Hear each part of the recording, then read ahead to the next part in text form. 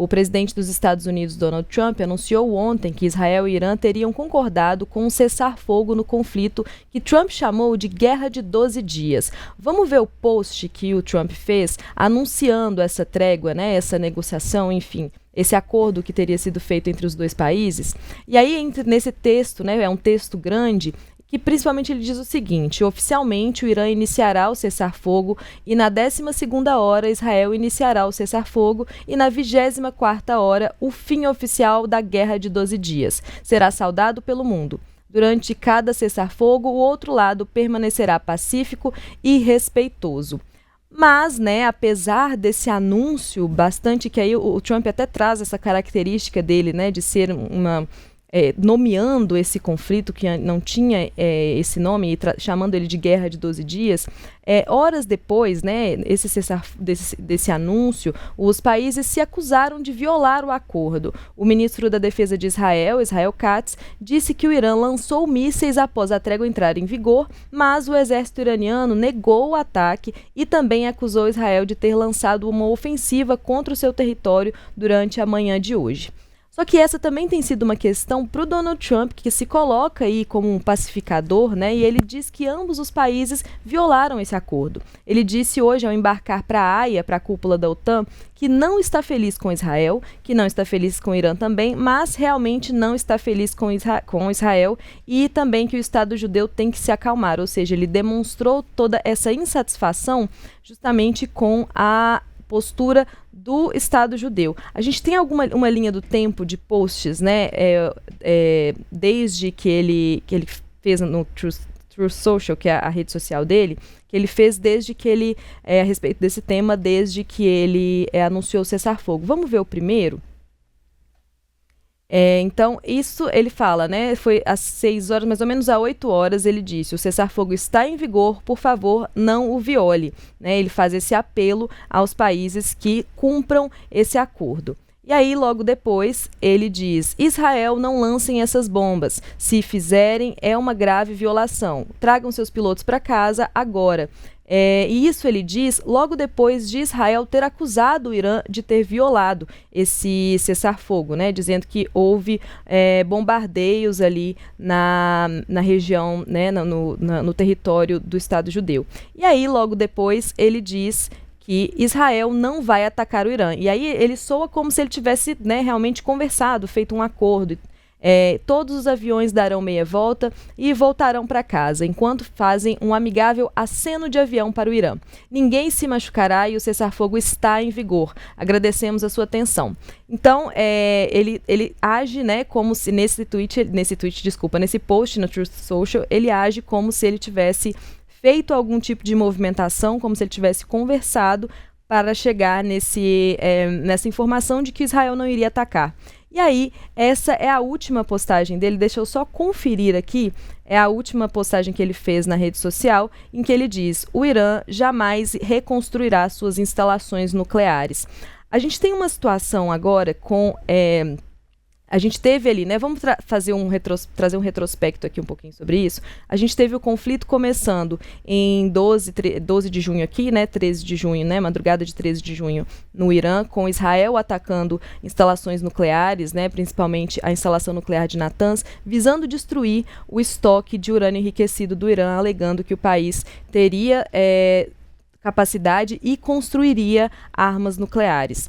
E aí a gente tem um conflito que se segue com o Irã retaliando até a madrugada de sábado para domingo, né, agora de 20 para 21 de junho, em que os Estados Unidos usaram uma bomba chamada de Bunker Buster, que tem uma capacidade de penetração em rocha, em solo, enfim, para destruir locais, né, sob o solo, locais que estão protegidos ali debaixo da terra, que é o caso da usina de Fordow, que é onde o Irã estaria ali deixando o seu arsenal protegido, já que essa era uma instalação que estava a 60 metros abaixo do solo. mas aí houve uma manifestação do Irã dizendo que esse arsenal, que esse estoque não teria sido destruído porque ele teria sido movido, né? Ele estaria protegido em outra localização. E não foi só a usina de Fordow, a instalação de Fordow que os Estados Unidos atacaram, foi também Natanz e Isfahan. E a lógica, né, atual, o que se imagina hoje é que esse estoque de urânio enriquecido esteja em Isfahan, que é um lugar que também foi atingido, mas não com a intensidade que Fordow foi atingida por esses ataques dos Estados Unidos que aconteceram no final de semana.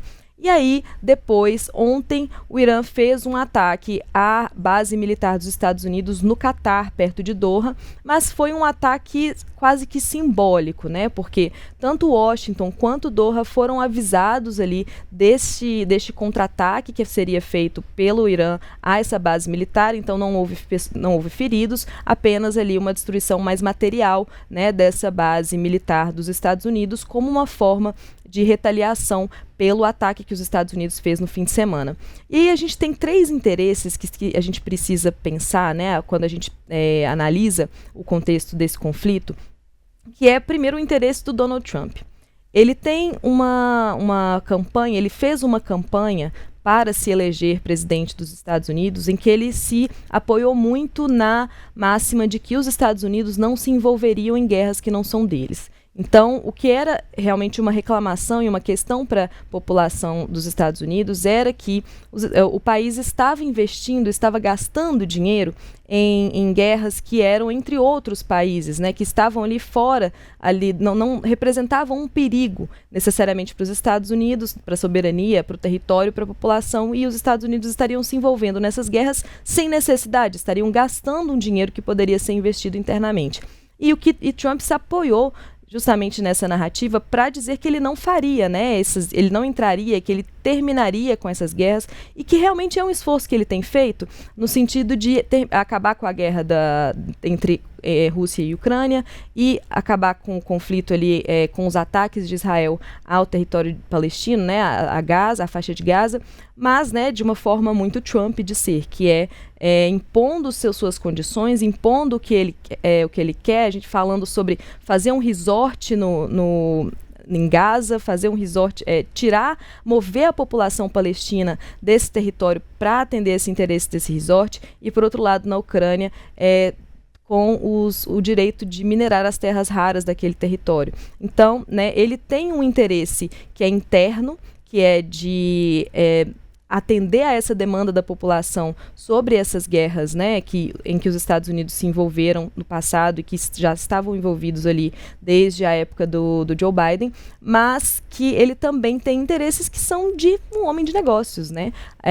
Tanto no caso do resort, ali fazer um Mar-a-Lago ali, né, que é o resort que ele tem na Flórida, fazer um Mar-a-Lago no território da faixa de Gaza e fazer essa mineração de terras raras no território ucraniano. Então, são 2 interesses que ele conjuga ali, né, nesse esforço de terminar essas guerras. Desculpa.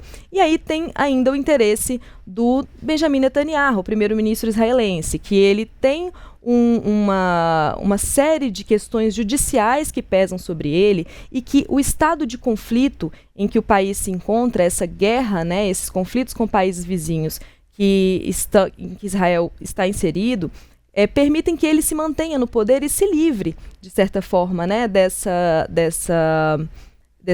de encarar a justiça. E, por outro lado, ele também atende a demandas que são da população, no sentido de salvar e proteger o território israelense e a população da ameaça que é o Irã para o país. O Irã, que é claramente, né, já abertamente contrário ao Estado de Israel, que já se manifestou contrário, que, se pudesse, né, destruiria completamente o Estado de Israel.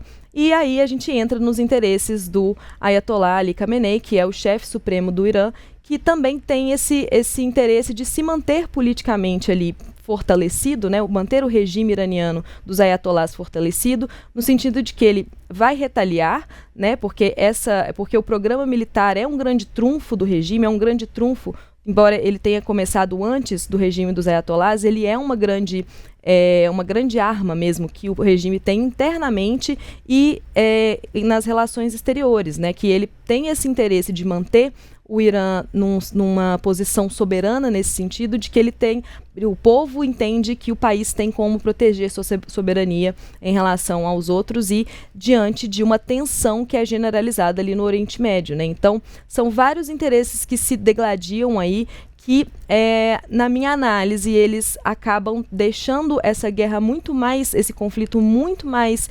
complexo, né? E muito mais difícil de resolver do que simplesmente o Trump vir e dizer que há um acordo de paz ali logo, né, assim, tão rápido e num cenário que isso não estava se desenhando exatamente. A gente lembra que na semana passada, antes de o Donald Trump ordenar esse ataque ao território iraniano, a gente teve uma reunião, né? Haveria uma reunião entre o chanceler iraniano, o ministro das Relações Exteriores, e representantes de países europeus, né? De França, Reino Unido e Alemanha, e representantes da União Europeia, para discutir uma solução diplomática. Isso não andou assim tanto quanto se esperava, né? Ou não, na verdade. E aí, no fim de semana, acontece esse ataque. Então, é um conflito que ele tem ele tem camadas que são muito difíceis, né, de você entender, porque é um conflito histórico, e o Irã que nunca reconheceu ali o Estado de Israel, que não reconhece o Estado de Israel e que defende que aquele território seja todo um Estado palestino. A gente tem uma pergunta aqui do usuário Cria, que ele diz o seguinte: o Brasil tem chance de entrar na guerra? Fran, e aí eu vou te convidar para essa conversa para a gente trazer o posicionamento brasileiro e já adiantar para o nosso espectador aqui que não, né? É bem difícil. Fran, a gente não te ouve. Perdão. Exatamente, Dani. O assessor especial do presidente Lula para Relações Internacionais, Celso Amorim, inclusive disse em entrevista ao colunista Paulo Capelli do Metrópolis que é o seguinte: o Brasil não tem lado, o Brasil está do lado da paz. Claro, né? No final de semana, o Itamaraty soltou uma nota, digamos que um pouco mais veemente do que as outras sobre o ataque à instalação no Irã, né? Na época ele até falou assim, que no dia 22 de junho, né, o Itamaraty expressou grave preocupação com a escalada militar no Oriente Médio e condenou com veemência os ataques contra instalações nucleares do Irã, classificando como violação da soberania e do direito internacional, além de que também manteve, né, essa posição que o Brasil já que adota em casos como esse, no sentido de pregar que a energia nuclear seja utilizada para fins pacíficos, aproveitando também a oportunidade para pedir uma reforma também no Conselho de Segurança da ONU, que vem sendo uma bandeira defendida pelo presidente Lula desde o início desse terceiro mandato dele, né? Então, assim, uma preocupação no caso do governo brasileiro, né, é justamente com a expansão dessa guerra, né? Porque outras regiões que também estão ali próximas podem ser atingidas no sentido de se criar de se alastrar realmente, né? Como o próprio Celso Amorim disse, há essa preocupação, obviamente, nesse sentido, mas o Brasil continua num papel agora de observador e muito mais de condenar qualquer tipo de ataque de ambos lados, para evitar entrar aí nesse conflito, digamos que neste momento não é de interesse, não há com que o Brasil possa sair vitorioso ou não disso. Não é um assunto da casa, né, para ser tratado nesse instante. Então, o Itamaraty continua realmente, nesse momento, acompanhando, observando e prestando, obviamente, aí tentando prestar auxílio aos brasileiros que querem justamente sair dessas regiões de conflito. A gente tem uma situação também, acho que é importante a gente ressaltar, que mesmo não entrando assim, com o exército, não entrando ativamente no conflito em si, o Brasil vai ser afetado caso esse conflito escale, já está sendo afetado, né? A gente tem uma série de implicações aí econômicas, como, por exemplo, o Congresso iraniano aprovou o fechamento do Estreito de Hormuz, que é por onde passa uma parte muito importante do petróleo que, né, circula pelo mundo nas exportações de petróleo. E aí a gente tem, com isso, um aumento no valor de do barril de petróleo, porque isso diminui a disponibilidade, né, desse produto no mundo. Então, isso vai gerando uma reação em cadeia que afeta desde a gasolina que você coloca no seu carro, né, desde o combustível que você coloca no seu carro, até o alimento que você compra no supermercado, porque tudo que utiliza esse transporte, a cadeia de produção que utiliza esses combustíveis, esses derivados do petróleo, ela acaba atingida por esses aumentos. Então, as implicações de uma guerra num contexto global como a gente vive, né, num contexto globalizado em que a gente vive, elas vão muito além do que a gente entende nesse conflito bélico, né?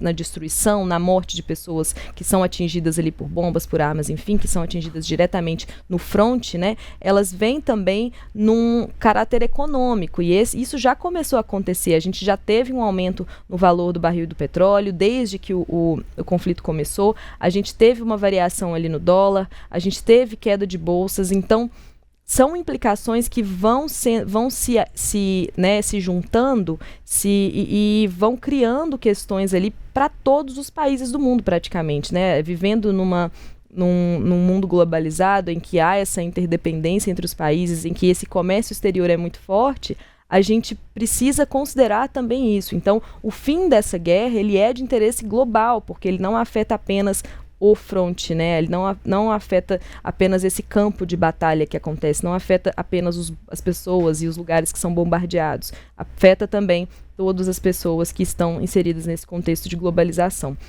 Então, é uma coisa que a gente precisa ficar atento também e aguardar, né, essa tentativa de negociação. A gente tem até na nossa enquete de hoje perguntando: você acredita que o presidente Donald Trump será capaz de resolver o conflito entre Israel e Irã? E aí 52% das pessoas estão dizendo que não, que ele não será capaz. E isso é uma alternativa aí, né, e um pensamento válido no sentido de que a forma como Donald Trump tenta resolver um conflito complexo, né, que é uma forma muito simplista, ela não abarca, ela não entende toda essa complexidade desse conflito que se estende por anos, né? Então, há que se fazer uma negociação que seja muito mais abrangente, que seja muito mais, né, que considere muito mais, e que ela não vai ser rápida. Infelizmente, ela não é uma negociação rápida. A gente espera que haja um cessar-fogo, né, para que essa situação, para que essas negociações aconteçam sem que a gente tenha mais perdas, né? O Irã anunciou que já teve mais de 600 mortos aí nesse conflito. A gente tem milhares e milhares de mortos, dezenas de milhares de mortos em Gaza, a gente tem mortos em Israel também. Então, é um conflito que está gerando perda humana, está gerando perda econômica, está gerando uma série de questões que são não só locais, mas também globais, e a gente espera que essa solução venha o mais rápido possível.